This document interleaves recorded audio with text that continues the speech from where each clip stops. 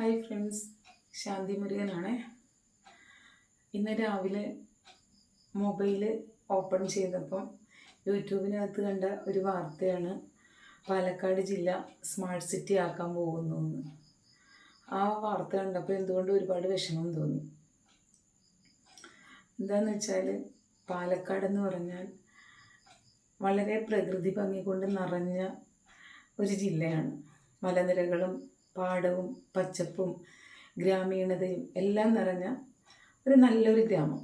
എനിക്ക് ഒരുപാട് ഇഷ്ടമാണ്. ഞാൻ എഴുതിയ കഥയിൽ എൻ്റെ കഥയുടെ പശ്ചാത്തലം പോലും പാലക്കാട് ജില്ലയാണ്. ഞാനതൊരു ഷോർട്ട് ഫിലിം ആക്കാൻ ആഗ്രഹിക്കുന്നുണ്ട്. അപ്പോഴും ഞാൻ ആഗ്രഹിച്ചത് അത് പാലക്കാട് ജില്ലയുമായി ബന്ധപ്പെട്ട് ആ പാലക്കാട് ജില്ലയിൽ ഗ്രാമീണതയുള്ള സ്ഥലങ്ങൾ കണ്ടെത്തിയിട്ട് അവിടെ എനിക്ക് അത് ഷൂട്ട് ചെയ്യണമെന്ന് ആഗ്രഹിച്ച ഒരാളാണ് ഞാൻ. ഇന്നോ നാളെയോ സ്മാർട്ട് സിറ്റി വരും എന്നോ വിചാരിച്ചിട്ടല്ല ഞാനിപ്പോൾ സംസാരിക്കുന്നത്. ചിലപ്പോൾ ആ കാലത്തും എൻ്റെ ഈ കഥ ഷോർട്ട് ഫിലിം ആകണമെന്നില്ല. അത് ചിലപ്പോൾ ഒരു കഥയായി തന്നെ എൻ്റെ കയ്യിലുണ്ടാവാം, ചിലപ്പോൾ ഒരു കഥാപുസ്തകമായിട്ട് എൻ്റെ കയ്യിലുണ്ടാവാം. അപ്പോഴും അതൊരു സിനിമയാവണമെന്നോ അല്ലെങ്കിൽ ടെലിഫിലിം ആവണമെന്നോ നിർബന്ധമില്ല. കാരണം എനിക്കതിൽ കുറേ ആഗ്രഹങ്ങളുള്ളത് കൊണ്ട് എൻ്റെ ആഗ്രഹങ്ങൾക്കനുസരിച്ചിട്ടുള്ള ഒരു പ്രൊഡ്യൂസറെ എനിക്ക് കിട്ടണമെന്നുമില്ല. കാരണം പണം മുടക്കുന്നവനാണല്ലോ തീരുമാനിക്കുന്നത് എങ്ങനെ വേണം, എന്താ ചെയ്യേണ്ടതെന്നുള്ളത്. അതിൻ്റെ ബാക്കി പകുതിയാണ് സംവിധായകന് ഉള്ള റോള്. അതിലും കുറച്ച് റോളേ ഉള്ളൂ ഒരു കഥ എഴുതുന്ന ഒരു കഥാകൃത്തിന്. അപ്പോൾ എൻ്റെ ആഗ്രഹം എന്ന് പറഞ്ഞാൽ ഞാൻ ആഗ്രഹിക്കുന്നത് പോലെ ആ കഥ വരണം, വിഷ്വലിൽ എനിക്ക് കാണാൻ സാധിക്കണം എന്ന് ആഗ്രഹിക്കുന്ന ഒരാളാണ് ഞാൻ. അപ്പോൾ അത് ശരിക്കും പറഞ്ഞാൽ പാലക്കാട് ജില്ലയിൽ തന്നെ വെച്ച് ഷൂട്ട് ചെയ്യണം. അതിൻ്റെ ഗ്രാമീണ അന്തരീക്ഷങ്ങളിലേക്ക് കടന്നു ചെന്ന് അവിടെ തന്നെ ഷൂട്ട് ചെയ്യണം എന്ന് ആഗ്രഹിക്കുന്ന ഒരാളാണ് ഞാൻ. അപ്പോൾ സ്മാർട്ട് സിറ്റി വരുന്നു എന്ന് പറഞ്ഞപ്പോൾ എന്തുകൊണ്ടും ഒരു വിഷമം തോന്നി. കാരണം ഇന്നോ നാളെയോ സ്മാർട്ട് സിറ്റി വരില്ല. അതുപോലെ തന്നെയാണ് ഇന്നോ നാളെയോ എൻ്റെ കഥ സിനിമയോ ടെലിഫിലിമോ ആവണമെന്നില്ല. കാരണം ഞാൻ സാമ്പത്തികപരമായിട്ട് അത്രയും വലിയൊരു റിച്ചായിട്ടുള്ള ഒരാളൊന്നുമല്ല. ആവറേജ് ഒരു ഫാമിലിയാണ്. സാമ്പത്തികമായിട്ടും ഒക്കെ ആണെന്നുണ്ടെങ്കിൽ ആ ഒരു ലൈഫിൽ ജീവിക്കുന്ന ഒരാളാണ്. അപ്പം ഒരിക്കലും എനിക്ക് അങ്ങനെയൊന്നും ചിന്തിക്കാനേ പറ്റില്ല. അപ്പോൾ അതൊരു വിഷമമായിട്ട് തോന്നി. എന്തായാലും സ്മാർട്ട് സിറ്റി വരുന്നതിൽ ഒരു സന്തോഷമുണ്ട്. കാരണം ഭാവി തലമുറയ്ക്ക് ഒരുപാട് തൊഴിലവസരങ്ങൾ ഉണ്ടാവാൻ ചാൻസ് ഉണ്ട്. അപ്പോൾ അതുകൊണ്ട് അതിൽ സന്തോഷമുണ്ട്. പക്ഷേ അവിടെ ഒരു അപേക്ഷയും കൂടെ ഉണ്ട്. ഈ പാലക്കാടിൻ്റെ ഗ്രാമീണ അന്തരീക്ഷം നശിപ്പിക്കാതെ സ്മാർട്ട് സിറ്റി വരണം എന്ന് ആഗ്രഹിക്കുന്ന ഒരാളാണ് ഞാൻ. അപ്പം ആ ഗ്രാമീണത അങ്ങനെ തന്നെ ഉണ്ടാവണമെന്ന് ആഗ്രഹിക്കുന്നത് നിലനിർത്തിക്കൊണ്ട് സ്മാർട്ട് സിറ്റി അല്ലെങ്കിൽ പുരോഗമനത്തിലേക്ക് വരണം എന്ന് ആഗ്രഹിക്കുന്ന ഒരാളാണ് ഞാൻ. അപ്പോൾ എൻ്റെ അഭിപ്രായം ഞാൻ പറഞ്ഞു എന്നുള്ളതേ ഉള്ളൂ. എൻ്റെ വിഷമം ഒന്ന് പങ്കുവച്ചു എന്നുള്ളതേ ഉള്ളൂ. പിന്നെ വേറൊരു കാര്യം എന്ന് വെച്ചാൽ ഞാൻ ഉൾപ്പെടെയുള്ള ഒരുപാട് തൊഴിലാളികൾ നമ്മുടെ വഴിയോരത്തിരുന്ന് കച്ചവടം ചെയ്യുന്നവരാണ്. ഹോട്ടലായിട്ടാണെങ്കിലും തട്ടുകടകളായിട്ടാണെങ്കിലും ലോട്ടറി കച്ചവടമായിട്ടാണെങ്കിലും അങ്ങനെ എന്തെല്ലാം ചെറിയ ചെറിയ ബിസിനസ്സുകൾ ചെയ്യുന്ന ഒരുപാട് പേരുണ്ട്. അപ്പം ഒരു വശത്ത് നിന്ന് മുനിസിപ്പാലിറ്റികളും ഒരു വശത്ത് നിന്ന് പഞ്ചായത്തുകളും ഒരു വശത്ത് നിന്ന് കോർപ്പറേഷനുകളും വേറൊരു വശത്ത് നിന്ന് നമ്മുടെ ജല അതോറിറ്റി, വാട്ടർ അതോറിറ്റിയുടെ ഭാഗത്ത് നിന്നും പിന്നീട് ഹൈവേയുടെ വികസനം അല്ലെങ്കിൽ റെയിൽവേയുടെ വികസനം എന്നൊക്കെ പറഞ്ഞിട്ട് ഓരോ ഭാഗത്തു നിന്നും ഞങ്ങളെ അടിച്ചടിച്ച് തുരത്തുന്ന ഒരു പ്രവണത കണ്ടുവരികയാണ്. അപ്പം ഞാനൊക്കെ ഓടി ഓടി മടുത്ത ഒരാളാണ്. ഒരു 48-50 രൂപയ്ക്കടുത്ത് ഒരു വണ്ടി പണിത് അതിനകത്ത് സ്റ്റേഷനറി പോലെയൊക്കെ ചെയ്ത ഒരാളാണ് ഞാൻ. പക്ഷേ എനിക്കതിൽ സക്സസ് ആവാൻ പറ്റിയില്ല. വേറൊന്നും കൊണ്ടല്ല, ഞാൻ ആ കട അവിടെ കൊണ്ടുവച്ച ഹൈവേ സൈഡിലായിരുന്നു കൊണ്ടുവച്ചപ്പോൾ തന്നെ റെയിൽവേ എന്ന് പറഞ്ഞു അത് അവിടെ നിന്ന് മാറ്റണം. എന്നോട് മാത്രമല്ല പറഞ്ഞത്, അവിടെയുള്ള പലരെയും ഒഴിപ്പിക്കാൻ അവർ വന്ന സമയത്ത് എന്നോടും പറഞ്ഞ്. അപ്പം പലരും ഇപ്പോഴും അവിടെ തന്നെ ഉണ്ട്.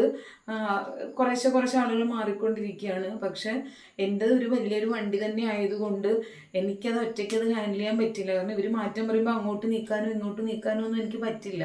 അപ്പോൾ ശരിക്കും പറഞ്ഞാൽ ഞാൻ 2-3 പേര് അത് ആ വണ്ടി മാറ്റാനായിട്ട് കണ്ടെത്തി അവർക്ക് പൈസ കൊടുത്തിട്ടാണ് ഇത് മാറ്റിക്കൊണ്ടിരിക്കുന്നത്. അങ്ങോട്ട് മാറ്റാൻ പറയുമ്പോൾ അങ്ങോട്ട് മാറ്റും, ഇങ്ങോട്ട് മാറ്റാൻ പറയുമ്പോൾ ഇങ്ങോട്ട് മാറ്റും. അപ്പോഴൊക്കെ നമ്മൾ കയ്യിൽ നിന്നും പൈസ കൊടുത്തിട്ടാണ് ഈ വണ്ടി അങ്ങോട്ടും ഇങ്ങോട്ടും നീക്കി വെക്കുന്നത്. അങ്ങനെ തന്നെ ഒരുപാട് പൈസ എൻ്റെ കയ്യിൽ നിന്ന് നഷ്ടമായി. അങ്ങനെ വലിയൊരു എമൗണ്ട് ഒക്കെ എടുത്തിട്ട് വെറുതെ ഇങ്ങനെ കളയാനുള്ള ഫണ്ടൊന്നും നമുക്കില്ല. എല്ലാം കടം മേടിച്ചിട്ടൊക്കെ ചെയ്യുന്ന ഒരു ആളാണ് ഞാൻ. കാരണം കയ്യിൽ ഇരിക്കുന്ന ഒരു ഫണ്ട് എടുത്തിട്ടൊന്നും ചെയ്യുന്ന ഒരാളൊന്നുമല്ല.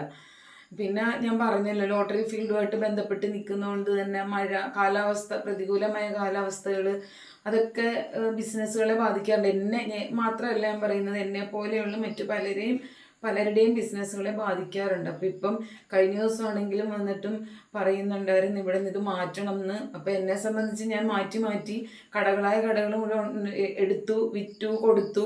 ഇങ്ങനെ ആയി സാമ്പത്തികപരമായിട്ടുള്ള കുറേ ബുദ്ധിമുട്ടുകൾ ഉണ്ടായപ്പോൾ അങ്ങനെയാണ് ഞാൻ ശരിക്കും പറഞ്ഞ് ഇപ്പോൾ ആ ഒരു സ്റ്റാൻഡ് ഉണ്ടാക്കി വെച്ചേക്കുന്നത്. അതൊന്നും ഇല്ലെന്നുണ്ടെങ്കിൽ ഒരു പോസ്റ്റിൻ്റെ താഴെ കൊണ്ടുവച്ചാലും അവിടെ ഇരുന്നുകൊണ്ട് 2-3 ലോട്ടറിയെങ്കിലും വിൽക്കാമല്ലോ എന്ന് ഓർത്തിട്ട്.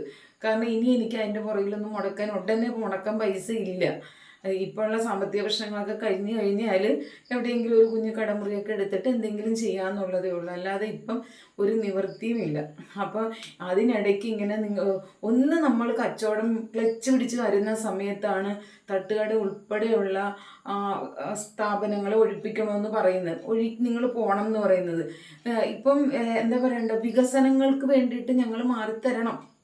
അത് ഞങ്ങളുടെ ആരുടെയും പ്രോപ്പർട്ടി അല്ല, അത് ഗവൺമെൻറ്റിൻ്റെയാണ്. ഓരോ വ്യത്യസ്ത മേഖലകളിലുള്ള ഗവൺമെൻറ്റിൻ്റെ പ്രോപ്പർട്ടിയാണ്. അപ്പം നമ്മളവിടെ ഇരിക്കുന്നു, പൈസയൊന്നും കൊടുക്കാണ്ടിരിക്കുന്നു, ശരിയാണ്. പക്ഷേ പെട്ടെന്ന് വന്നിട്ട് ഇത് മാറ്റണം എന്ന് പറയുമ്പോൾ ഞങ്ങൾക്ക് അതിനുള്ളൊരു സംവിധാനവും കൂടെ കാണിച്ചു തരണ്ടേ? കാരണം നമ്മൾ ഒരു കാര്യം ചെയ്യുമ്പം അതിൻ്റെ ഒരു പ്രതിവിധിയും കൂടെ നമ്മൾ കാണാൻ ബാധ്യസ്ഥരാവണം. എന്ന് പറഞ്ഞാൽ അതിനുള്ള ആദ്യം കാണേണ്ടത്, എനിക്ക് തോന്നുന്നു, പ്രതിവിധി ആദ്യം കണ്ടിട്ട് വേണം നമ്മൾ എന്താണോ ചെയ്യാൻ ഉദ്ദേശിക്കുന്നത് ആ കാര്യം ചെയ്യാനെന്ന് ആണ് എൻ്റെ ഒരു അഭിപ്രായം. കാരണം ഇപ്പോൾ പ്ലാസ്റ്റിക് നിരോധിച്ചു എന്ന് പറയുന്നത്, പക്ഷേ പ്ലാസ്റ്റിക് ഉൽപ്പന്നങ്ങൾ ഇന്ന് നമ്മളെല്ലാവരും ഉപയോഗിക്കുന്നുണ്ട്. ഇങ്ങനത്തെ മിക്സ്ചർ അടക്കമുള്ള അല്ലെങ്കിൽ ബിസ്ക്കറ്റ് അടക്കമുള്ള ഓരോ സാധനങ്ങളും വരുന്നത് പ്ലാസ്റ്റിക് കവറുകളിൽ തന്നെയാണ്.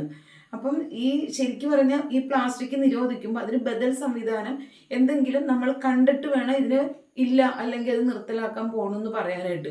ഇതൊന്നുമില്ലാതെ നമ്മളിങ്ങനെ പെട്ടെന്നൊക്കെ പറയുമ്പോൾ അതൊക്കെ എങ്ങനെ നടക്കും? ഇപ്പം ഞങ്ങളെ സംബന്ധിച്ച് അവിടെ നിന്ന് ഒഴിഞ്ഞു പോകാൻ പറഞ്ഞ് ഞങ്ങൾ എവിടെ പോകും? ഭാവി തലമുറയ്ക്ക് വേണ്ടിയാണ് വികസനങ്ങൾ വരുന്നത്. പക്ഷെ ആ ഭാവി തലമുറയെ വാർത്തെടുക്കുന്നത് ഒരു അമ്മയും അച്ഛനും അല്ലെങ്കിൽ രക്ഷകർത്താക്കളാണ് ആ ഭാവി തലമുറയെ വാർത്തെടുക്കുന്ന, അവർക്ക് വേണ്ടി കഷ്ടപ്പെടുന്നത്. അത് ചിലപ്പോൾ ഒരു തട്ടുകടക്കാരനായിരിക്കാം, അല്ലെന്നുണ്ടെങ്കിൽ അത് മറ്റും വലിയൊരു കച്ചവടവുമായി ബന്ധപ്പെട്ട് നിൽക്കുന്ന ഒരു അച്ഛനോ അമ്മയോ ആവാം.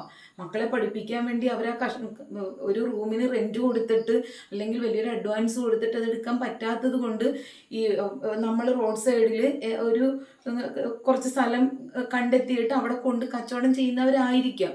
അതിൽ നിന്ന് പച്ച പിടിച്ച് അല്ലെങ്കിൽ 10 പേര് അറിഞ്ഞ് അവിടെ വരാൻ തുടങ്ങുമ്പോഴേക്കും ഇപ്പം അതവിടെ നിന്ന് മാറ്റണമെന്ന് പറയുകയാണ്. അപ്പം ഞങ്ങളെപ്പോൾ ഉള്ളവർ എന്താ ചെയ്യേണ്ടത്? അതിനൊരു ബദൽ സംവിധാനം ഒന്ന് പറഞ്ഞു തരും. കാരണം ഇത് ഒഴിപ്പിച്ചു കഴിഞ്ഞാൽ ഞങ്ങൾ എന്താ ചെയ്യേണ്ടത്? അടുത്തൊരു സംവിധാനം, ശരി, നിങ്ങൾ ഇന്ന സ്ഥലത്തേക്ക് പോകും. ഇപ്പോൾ പ്രകൃതി ദുരന്തങ്ങൾ വരുന്നു, അല്ലെങ്കിൽ കടലോര മേഖലയിൽ താമസിക്കുന്നവരടുത്ത് പറയുന്നു ഇവിടെ നിന്ന് നിങ്ങൾ മാറി ഇന്ന സ്ഥലത്ത് താമസിക്കാൻ പറയുന്നു. അപ്പോൾ നിങ്ങൾ നമ്മുടെ ജീവനാണെങ്കിലും അല്ലെങ്കിൽ നമ്മുടെ പ്രോപ്പർട്ടിക്കാണെങ്കിലും എന്താ പറയേണ്ട, ഒരു അപായം സംഭവിക്കാണ്ടിരിക്കാൻ വേണ്ടിയിട്ടുള്ള മുൻകരുതലുകൾ ചെയ്യുന്നുണ്ട്. അതുപോലെ തന്നെ ഞങ്ങൾക്കും എന്തെങ്കിലും നിങ്ങൾ ഇവിടെ നിന്ന് മാറിയിട്ട് നിങ്ങൾ ഇന്ന സ്ഥലത്തേക്ക് പോകൂ അല്ലെങ്കിൽ നിങ്ങൾ ഇന്നത് ചെയ്യൂ എന്ന് പറഞ്ഞാൽ അതിനൊരു രസമുണ്ട്. ഇത് വെറുതെ വന്ന് ഞങ്ങളെപ്പോലുള്ളവർ ഇപ്പോൾ തട്ടുകടകൾ മുഴുവൻ ഒഴിപ്പിച്ചുകൊണ്ടിരിക്കുകയാണ്, ലോട്ടറി തട്ടുകൾ അത് ഒഴിപ്പിച്ചുകൊണ്ടിരിക്കുകയാണ്. ഞങ്ങൾ എന്താ ചെയ്യേണ്ടതെന്നൊന്ന് പറഞ്ഞു തരും. ഞങ്ങളെപ്പോലെ പൈസ ഇല്ലാത്ത സാധാരണക്കാരായ ഞങ്ങൾ എന്താ ചെയ്യേണ്ടത്? സ്ത്രീ ആയാലും പുരുഷനായാലും ആരായാലും എന്താ ചെയ്യേണ്ടത്? അതിൻ്റെ ഒരു മറുപടിയും കൂടെ തരൂ. ഒരുപാട് വിഷമം തോന്നുന്നു. കാരണം ഞങ്ങളെപ്പോലെയുള്ളവരില്ലെന്നുണ്ടെങ്കിൽ ഒരു ഭാവി തലമുറ ഇല്ല. ആ ഭാവി തലമുറയ്ക്ക് വേണ്ടിയിട്ടാണല്ലോ നമ്മൾ മുറവിളി കൂട്ടുകയും ആധുനിക സജ്ജീകരണങ്ങളൊക്കെ ഉണ്ടാക്കുകയും ചെയ്യുന്നത്. ഇന്നത്തെ മക്കളെ പഠിപ്പിച്ചെടുത്താൽ മാത്രമേ നാളത്തെ ഭാവിയുടെ വാഗ്ദാനങ്ങളാവൂ. അല്ലെങ്കിൽ അവർക്കാണ് ഈ പിന്നെ എന്താ പറയണ്ട ആധുനിക രീതിയിലുള്ള സംവിധാനങ്ങൾ വേണ്ടത്. അവരെ ഉദ്ദേശിച്ചാണല്ലോ, ഭാവി തലമുറ ഉദ്ദേശിച്ചാണല്ലോ നമ്മൾ ഓരോ കാര്യങ്ങൾ ചെയ്യുന്നത്. ആ ഭാവി തലമുറയെ വാർത്തെടുക്കുന്നതിൽ അച്ഛനും അമ്മയ്ക്കും വളരെ വലിയൊരു പങ്കുണ്ട്. അവർ കഷ്ടപ്പെടണം. ചിലപ്പോൾ രാത്രിയിൽ പോയിട്ട് തട്ടുകട നടത്തുന്ന ഒരു അച്ഛനോ അമ്മയോ ആവാം. ആ അച്ഛൻ്റെ അമ്മയുടെ മക്കൾ പഠിക്കുന്ന ചിലപ്പോൾ ഡോക്ടറിനോ എഞ്ചിനീയറിനോ ആവാം. വലിയൊരു ഫണ്ട് അവരതിനു വേണ്ടി കണ്ടെത്തേണ്ടതുണ്ട്. നമ്മുടെ കയ്യിൽ ഉണ്ടായിട്ടൊന്നുമല്ല ആരും മക്കളെ ഇന്ന രീതിയിൽ പഠിപ്പിക്കണമെന്ന് ആഗ്രഹിക്കുന്നത്. മക്കൾ പഠിക്കാൻ കഴിവുള്ളവരാണ്. അപ്പോൾ അവരെ പഠിപ്പിക്കാൻ വേണ്ടിയിട്ട് നമ്മൾ ഒരുപാട് കഷ്ടപ്പെടും. അപ്പോൾ ആ സമയത്ത് നമ്മൾ ഇങ്ങനെയൊക്കെ ചെയ്യാൻ പോയാൽ എന്താ ചെയ്യുക? ഇനി അത് മാത്രം ഒരു ഹോട്ടൽ നടത്തിയിട്ടുണ്ട്. ഹോട്ടലെന്ന് പറയാൻ പറ്റില്ല. വീട്ടിൽ നിന്നും എന്താ പറയണ്ട പഴംപൊരിയോ ഉഴുന്നോടെയോ ഉണ്ടാക്കി കൊണ്ടുവന്ന് റോഡ് സൈഡിൽ വെച്ചിട്ട് ഗ്യാസ് അടുപ്പിൽ ചായ ഉണ്ടാക്കി കൊടുക്കുന്ന ഒരുപാട് തട്ടുകടക്കാരുണ്ട്. അവരുടെ മാലിന്യങ്ങളൊന്നും അവരവിടെ ഇടാറില്ല. പക്ഷേ അവിടെ ആ തട്ടുകടകളുടെ പിന്നാമ്പുറത്തോ അല്ലെങ്കിൽ അതിൻ്റെ സൈഡിലോ പോയി നോക്കിക്കഴിഞ്ഞാൽ അറിയാം മറ്റ് പല സ്ഥലങ്ങളിൽ നിന്നും കൊണ്ടുവന്ന് വേസ്റ്റ് അവിടെ ഇടുന്നത്. ഈ വേസ്റ്റ് അതിരുന്ന് എങ്ങനെയാണ് ചായ കുടിക്കുക, ഒരു എന്തെങ്കിലും ഒരു സ്നാക്സ് കഴിക്കുക, എങ്ങനെയാണ് ചെയ്യുന്നത്? അപ്പം ശരിക്കും പറഞ്ഞാൽ ഇതൊക്കെ നമ്മൾ എന്താ പറയണ്ട, ഇപ്പം ഇന്നും നമ്മൾ ഹരിതകർമ്മസേനയുടെ കാര്യം പറയുന്നുണ്ട്. അത് ശരിക്കും പറഞ്ഞാൽ കഴിഞ്ഞൊരു ദിവസം ഒരു വീട്ടിൽ ചെന്നപ്പം പ്ലാസ്റ്റിക് കവറ് പാലിൻ്റെത് കഴുകിയിട്ട് അവർ ഭിത്തിയിൽ ഒട്ടിച്ചു വെച്ചിരിക്കുക. ഞാൻ ഇതെന്ത് പാലിൻ്റെ കവറ് ഭിത്തിയിൽ ഒട്ടിച്ചു വെച്ചേക്കുന്നതെന്ന് വെച്ചപ്പോൾ പറഞ്ഞത് അത് അതിൻ്റെ വെള്ളം പോകാൻ വേണ്ടിയിട്ടാണ് കഴുകി വെച്ചിരിക്കുകയെന്ന്. ഇത്രത്തോളം കെയർ ചെയ്തിട്ട് നമ്മൾ ഈ ഹരിതകർമ്മ സേനയ്ക്ക് ഇത് കൊടുക്കുമ്പം ഈ സാധനങ്ങൾ പ്ലാസ്റ്റിക്കുകളൊക്കെ ഇവരെടുത്തിട്ട് റോഡ് സൈഡിൽ കൊണ്ട് കൂട്ടി വെക്കുക. ഈ മഴയും വെയിലും ഒക്കെ കൊണ്ടിട്ട് ഇത് അവിടെ ഇരുന്നിട്ട് വീണ്ടും അതിലേക്ക് വെള്ളം അടിച്ചു കയറുക. അത് കൊണ്ടുപോകുന്നതിന് യാതൊരു ബുദ്ധിമുട്ടുമില്ലേ?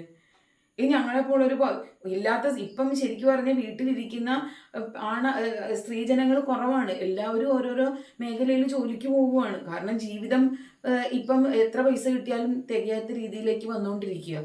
അപ്പോൾ ആ സമയത്ത് ഓരോരുത്തരും ജോലിക്ക് പോകുമ്പം ഇവർ വീട്ടിലെ ജോലി ചെയ്യണം, മക്കളുടെ കാര്യം നോക്കണം, വീട്ടിൽ വരുന്ന കാര്യങ്ങൾ നോക്കണം. ഇതെല്ലാം ചെയ്തിട്ട് ഒരു സ്ഥാപനത്തിൽ ജോലിക്ക് നിൽക്കുകയാണെങ്കിൽ കൃത്യം 8 മണിക്കോ 7 മണിക്കോ കയറേണ്ടതുണ്ട്. അപ്പോൾ ആ സ്ഥാനത്ത് ഈ നമ്മൾ കൊണ്ടുവരുന്ന മീനിൻ്റെ കിറ്റും അല്ലെങ്കിൽ പാലിൻ്റെ കിറ്റും ഒക്കെ നമ്മൾ കഴുകി വൃത്തിയാക്കി ഉണക്കി ഇവർക്ക് കൊടുക്കുക, 60 രൂപയും കൊടുക്കുക. അപ്പം പണ്ട് കാലത്തൊക്കെ എന്ന് പറയുമ്പോൾ ഞാൻ ഇന്ന് ചർച്ച ചെയ്ത ഞാൻ മീൻസ് എന്നെ പോലെയുള്ള കുറേ പേര് ഇരുന്ന് ചർച്ച ചെയ്തൊരു കാര്യമാണിത്. എന്ന് വെച്ചാൽ പണ്ട് കാലത്ത് മുനിസിപ്പാലിറ്റിയിലെ ജീവനക്കാർ രാവിലെ ഒരു 8 മണിയാകുമ്പോഴത്തേക്ക് നിരത്തിലേക്ക് ഇറങ്ങും. എന്നിട്ട് ഈ രാത്രിയിൽ ആക്സിഡൻറ്റിൽ പെട്ട് ചത്തുപോകുന്ന പൂച്ചേനെയും പട്ടീനെയും ഇവരെല്ലാം അതുങ്ങൾ പിന്നെ കോരിയെടുത്തിട്ട് അത് മറവ് ചെയ്യുക. അതുപോലെ തന്നെ ഇതേപോലെ തന്നെ റോഡിൽ മാലിന്യങ്ങൾ കൂടിക്കിടക്കുന്നത് അത് വാരി കൊണ്ടുപോയിട്ട് വേറെ ഈ മാലിന്യം സംഭരിക്കുന്ന കൊണ്ടിടുന്ന സ്ഥലങ്ങളുണ്ട്, അവിടെ കൊണ്ടുപോയി ഇടുക. ഇങ്ങനെ ഒരുപാട് കഷ്ടപ്പാടെടുത്ത ആൾക്കാരാണ് അവർ. ഇന്ന് ഒരു ഭാഗത്ത് നിന്ന് ചിന്തിക്കുമ്പം അവർ നോക്കുമ്പം ഗവൺമെൻറ് സ്റ്റാഫാണ് ശരിയാ, പക്ഷെ എന്നിരുന്നാലും അവരാണെങ്കിലും ഇപ്പം എന്നെപ്പോലെ ഞാൻ ചിന്തിക്കും. കാരണം ഞാൻ ഈ പട്ടീനെയും പൂച്ചേനെയും ചത്തേനെയും പുഴുത്തേനെയും എല്ലാം ഞാൻ കൊണ്ടുപോയിട്ട് പിന്നെ കുഴി വെട്ടുന്നു, കുഴിക്കകത്ത് ഇട്ട് കൊടുക്കുന്നു. പക്ഷെ ഹരിതകർമ്മ സേന എന്ന് പറഞ്ഞ ഒരു സംഘം ആൾക്കാരെ ഉണ്ടാക്കിയെടുത്തിട്ട് ഇവർക്ക് നമ്മൾ ഇത് മുഴുവൻ കഴുകി കൊടുക്കുന്നു, എന്നിട്ട് 60 രൂപ അങ്ങോട്ട് കൊടുക്കുന്നു. അപ്പം ഇത് ഓട്ടോമാറ്റിക്കായിട്ട് ഞാനൊരു മുനിസിപ്പാലിറ്റിയിലെ ജീവനക്കാരിയാണെങ്കിൽ ഞാൻ ചിന്തിക്കും, ഇവിടെ ഞാൻ ഈ രാവിലെ വന്നിട്ട് ഈ ചത്തേനും പുഴുത്തേനെയൊക്കെ എടുത്തിട്ട് കുഴിവെട്ടി ഇത് മൂടണം, എന്നിട്ട് അവർക്ക് ഇതേ കാശും കൊടുക്കുന്നു, എല്ലാം വൃത്തിയാക്കി സാധനങ്ങളും കൊടുക്കുന്നു എന്ന് സാധാരണപ്പെട്ട ഒരു സ്ത്രീ ആയാലും പുരുഷനായാലും ചിന്തിക്കും. അപ്പോൾ ഇങ്ങനെയൊക്കെ വരുമ്പോഴേക്കും നമ്മൾ ശരിക്കും പറഞ്ഞു അറിയാണ്ട് പ്രതികരിച്ചു പോവുകയാണ്. അപ്പം പ്രതികരിക്കുന്നവർക്കെതിരെ പ്രതികരിക്കാൻ ആൾക്കാരുണ്ടെന്നുള്ളതാണ്, അല്ലാണ്ട് ഒരാളും സപ്പോർട്ട് ചെയ്യില്ല. പക്ഷെ എന്നാലും ഇങ്ങനെ ഒരു മാധ്യമം ഉള്ളത് കൊണ്ട് നമുക്ക് കാര്യങ്ങളൊന്ന് ചർച്ച ചെയ്യാനെങ്കിലും പറ്റുന്നുണ്ടല്ലോ. എന്ന് വെച്ചാൽ നമ്മുടെ ആ മനസ്സിലുള്ള ഒരു അസഹിഷ്ണുത ഇത് ആരോട് പറയും? വീട്ടിലിരുന്നുകൊണ്ട് മക്കളോട് ഭർത്താവിനോട് പറഞ്ഞിട്ട് കാര്യമുണ്ട്? ഒരു സമൂഹത്തിനോട് പറയണം എന്ന് നമ്മൾ ആഗ്രഹിക്കും. പണ്ട് വഴിയോരങ്ങളിലൊക്കെ നമ്മൾ മൈക്ക് സെറ്റ് കെട്ടി വെച്ചിട്ട് അപ്പോൾ പ്രഭാഷണങ്ങളും അല്ലെങ്കിൽ പ്രസംഗങ്ങളും ഒക്കെ ഉണ്ടായിരുന്നു. അതിനകത്ത് ഇതെല്ലാം ചർച്ച ചെയ്യപ്പെടുന്ന വിഷയങ്ങളായിരുന്നു.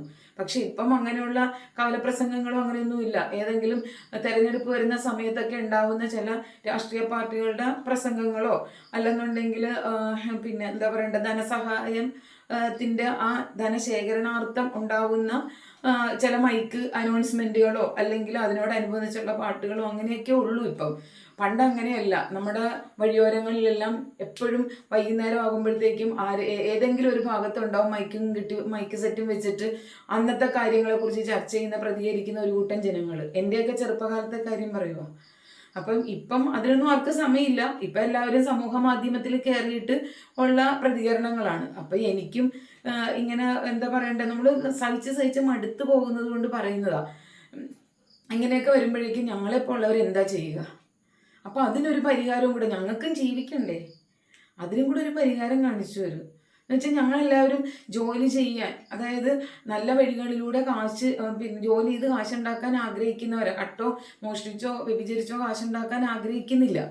അപ്പോൾ ഞങ്ങളെപ്പോൾ ഉള്ളവർ ഒരു ലോട്ടറി തട്ടിയിട്ടോ അല്ലെങ്കിൽ ഒരു എന്താ പറയണ്ട, ഈ വ്യഭിചാരമെന്നോ കള്ളത്തരമെന്നോ മോഷണമെന്നോ പറഞ്ഞത് ആരെയും ഞാൻ കുറ്റപ്പെടുത്തി പറയുന്നതല്ല, ആരെയും ഇതാക്കി ഞാൻ പറയുന്നതല്ല. വ്യഭിചാരം എന്ന് പറയുമ്പോൾ പോലും അതിനകത്ത് ഒരു പക്ഷം പണ്ട് പറയുമായിരുന്നു, ഞങ്ങളെപ്പോലുള്ളവർ നിരത്തിൽ ഇങ്ങനെ വ്യഭിചരിക്കാൻ നടക്കുന്നത് കൊണ്ടാണ് നിങ്ങളെപ്പോലുള്ളവരുടെ ഭാര്യമാർ വീട്ടിൽ സുരക്ഷിതരായിട്ടിരിക്കുന്നതെന്ന് ആ മേഖലയിൽ വർക്ക് ചെയ്യുന്ന ആളുകൾ സംസാരിച്ചിട്ടുണ്ട്, പറഞ്ഞ് പല വേദികളിലും ഞാൻ കേട്ടിട്ടുണ്ട്.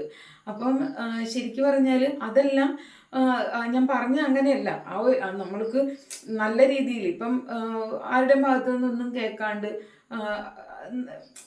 ആ ഒരു രീതിയിലാണ് ഞാൻ ഉദ്ദേശിച്ചത്. അപ്പം അങ്ങനെ വരുമ്പോഴത്തേക്കും തീർച്ചയായിട്ടും ഞങ്ങൾ ഈ തട്ടുകട നടത്തുന്നവർ, ശരിക്കും പറഞ്ഞ് ഇതെല്ലാം ബാധിക്കുന്ന തട്ടുകടേനെയും ലോട്ടറി തട്ടിനെയുമാണ്. വേറെ ഏത് മേഖലയാണ് ഈ വഴിയോര കച്ചവടം, പിന്നെ ഫ്രൂട്ട്സുകൾ, പിന്നെ മത്സ്യം ഇതെല്ലാം ഉണ്ട്, എല്ലാം ഉണ്ട് ഇതിനകത്ത്. അപ്പം ഇവരെല്ലാവരും ഒന്ന് അന്തസ്സായിട്ട് പണിയെടുത്തിട്ട് കൂലി മേടിച്ച് ജീവിക്കണം, അല്ലെങ്കിൽ കുടുംബം പോറ്റണമെന്ന് ആഗ്രഹിക്കുന്നവരാണ്. അപ്പം ഞങ്ങളെപ്പോൾ ഉള്ളവരെ ഇതേപോലെ എപ്പോഴും ഇങ്ങനെ ക്രൂശിക്കുന്നത് ഒരുപാട് വിഷമം ഉണ്ടാക്കുന്നുണ്ട്. അതുകൊണ്ട് ഞാനൊന്ന് പറഞ്ഞു പോയതാണ്. എൻ്റെ വിഷമം ഞാൻ പങ്കുവച്ചതാണ്. എനിക്ക് ആരും സപ്പോർട്ട് ഉണ്ടാവില്ലെന്ന് എനിക്കറിയാം. അപ്പോൾ അതുകൊണ്ട് ഞാൻ സപ്പോർട്ടിന് വേണ്ടിയല്ല പറഞ്ഞത്. ആരെങ്കിലും 10 പേര് കേട്ടാൽ ഇങ്ങനെ ഒരാളൊന്ന് പ്രതികരിച്ചല്ലോ, അല്ലെങ്കിൽ അയ്യോ അത് അവരുടെ പ്രശ്നമായിരിക്കാം എന്നെങ്കിലും ഒന്ന് കേൾക്കാൻ വേണ്ടിയിട്ട്, അത്രയും മാത്രമേ ഉദ്ദേശിച്ചുള്ളൂ. Okay, thank you.